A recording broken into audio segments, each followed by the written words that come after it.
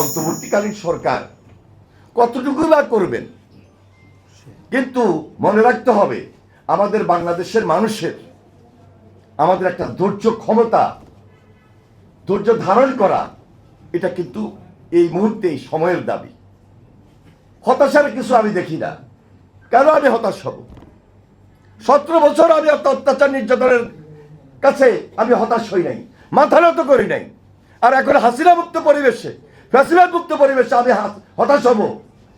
আমি অন্তত তরুণদের সঙ্গে বা তরুণদের রাজনীতি করতে গিয়ে এই বয়সও আমি হতাশা প্রকাশ করি না। সুতরাং এই তরুণ কখনো হতাশ হতে পারে না, এই যুবক হতাশ হতে পারে না, এই ছাত্র হতাশ হতে পারে না। এটা আমাকে ধারণ করতে হবে।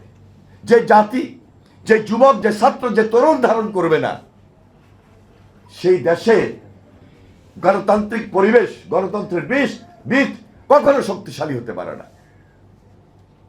আমরা দায়িত্ব নিয়ে লড়াই করেছি সেই এরশাদের বিরুদ্ধে। আমরা কখনো চিন্তা করি নাই যে আন্দোলনের পর আমাকে কিছু পেতে হবে, আন্দোলন সংগ্রাম করে কিছু পেতে হবে। লোভ লালসা আমাদের মধ্যে কাজ করে নাই। এগুলা ব্যক্তি বিশেষ 2-4 জন এরকম থাকে, কিন্তু পুরা জাতি কখনো বিশ্বাস করে না, পুরা তরুণ সমাজ কখনো বিশ্বাস করে না। যেহেতু আমরা রাজনীতি করি, এটা একটা সেবামূলক কাজ। এখানে পদ বিক্রি করে, আন্দোলন করে, নেতৃত্ব দিয়ে কিছু আপনি অর্জন করবেন ব্যক্তিগতভাবে হতে পারে, কিন্তু কেউ যদি এরকম করে শেষ পর্যন্ত ডাস্টবিনেই তার পরিণতি হয়, বিদায় তার সেভাবে হয়। কেন কথাটা বললাম? এই 5 তারিখের পর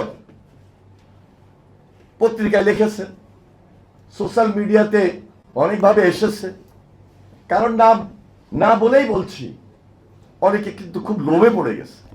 এক একটা দলের এক একটা রাজনৈতিক আদর্শ থাকে, আদর্শ ভিত্তিক কথা বলবেন, কিন্তু বাংলাদেশ প্রেক্ষাপটে, বাংলাদেশ বিনির্মাণে, নতুন বাংলাদেশ গড়ার ক্ষেত্রে আমাদেরকে আরো বেশি দায়িত্বশীল হওয়া উচিত। আমার মনে হয় অনেক বক্তব্য দিয়েছি, এর বাইরে আর বেশি বক্তব্য দেওয়ার কিছু নেই। আমরা সবাই ধৈর্য ধারণ করি। বর্তমান যে অন্তর্বর্তীকালীন সরকার আছে, তাদেরকে সহযোগিতার হাত বাড়িয়ে দিতে হবে। তারা যে খুব বেশি অভিজ্ঞতা সম্পন্ন, রাষ্ট্র পরিচালনার ক্ষেত্রে খুব বেশি অভিজ্ঞতা অর্জন করে এই দেশটা পরিচালনা করবেন, সেটাও তো না। ওনারা এক একজন এক এক কাজে ব্যস্ত ছিলেন।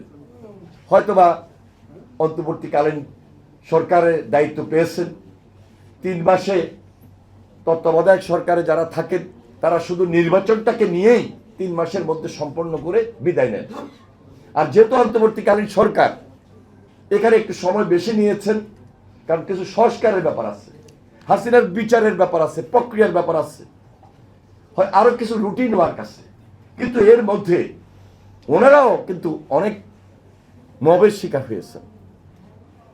সব দাবি তো তারা মেনে নিতে পারবে না, আর সব দাবি 5 তারিখের পর একের পর এক করতে থাকবে, এটাও কিন্তু ষড়যন্ত্রের বড় অংশ।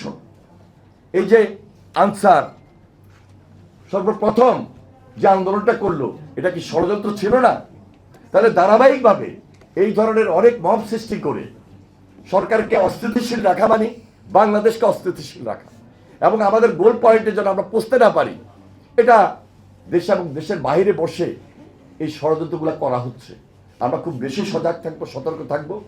আজকে উপস্থিত যারা হয়েছেন, যারা বক্তব্য রেখেছেন, আপনাদের সবাইকে আমি আন্তরিকভাবে মোবারকবাদ জানাই।